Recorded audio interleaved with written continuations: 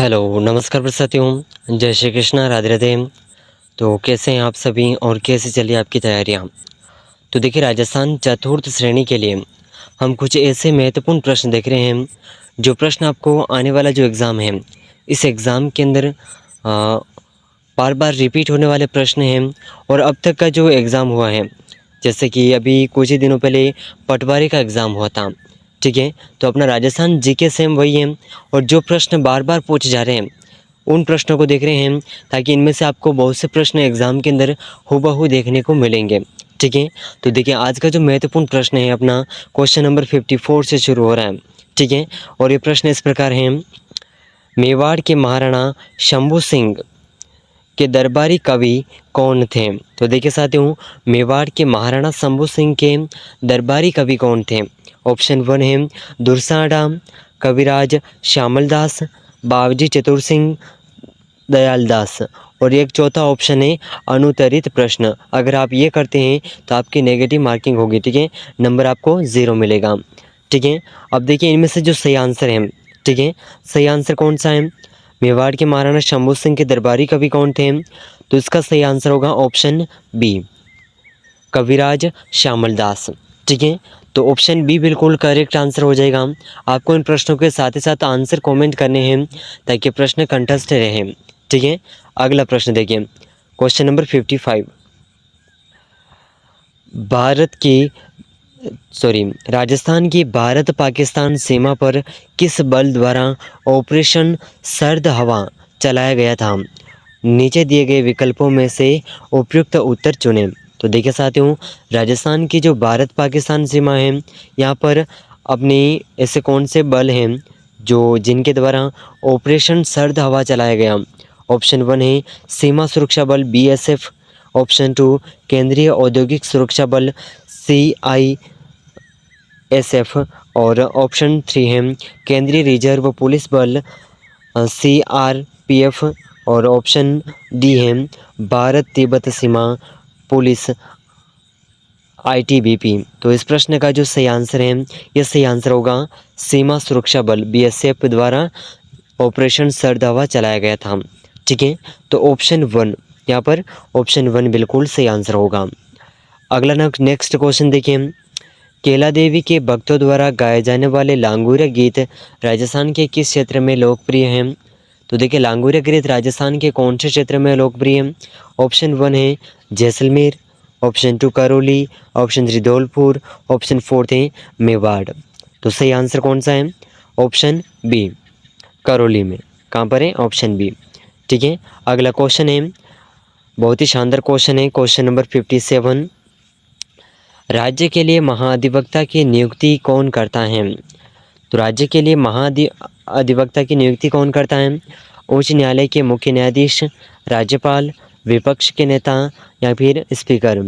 तो सही आंसर होगा राज्यपाल करते हैं, ऑप्शन बी, ठीक है। ऑप्शन बी बिल्कुल सही आंसर होगा। अगला प्रश्न देखिए, क्वेश्चन नंबर 58। निम्नलिखित में से कौन सी प्रजाति भारत के उष्णकटिबंधीय सदाबहार वनों में पाई जाती है? तो राजस्थान की भारत ऐसी कौन सी प्रजाति है जो कि उष्णकटिबंधीय सदाबहार वनों में पाई जाती हैं? तो ऑप्शन 1 है शीशम, रोजवुड जिसे कहते हैं, बबूल, चीड़ जिसे कहते हैं पाइन, और बीर्च। तो सही आंसर कौन सा है? ऑप्शन 1, ठीक है। ऑप्शन 1 उष्णकटिबंधीय सदाबहार वनों में शीशम जिसे रोजवुड कहा जाता है, ये सबसे अधिक पाई जाती हैं, ठीक है। अगला प्रश्न देखिए, क्वेश्चन नंबर 59। निम्नलिखित में से किसमें ध्वनि का संचरण संभव नहीं है? तो ऐसा कौन सा ऑप्शन है जिसमें ध्वनि का संचरण संभव नहीं है? वायु, निर्वात, एल्यूमिनियम, और पानी। तो सही आंसर होगा निर्वात, ऑप्शन बी, ठीक है। अगला प्रश्न, क्वेश्चन नंबर 16।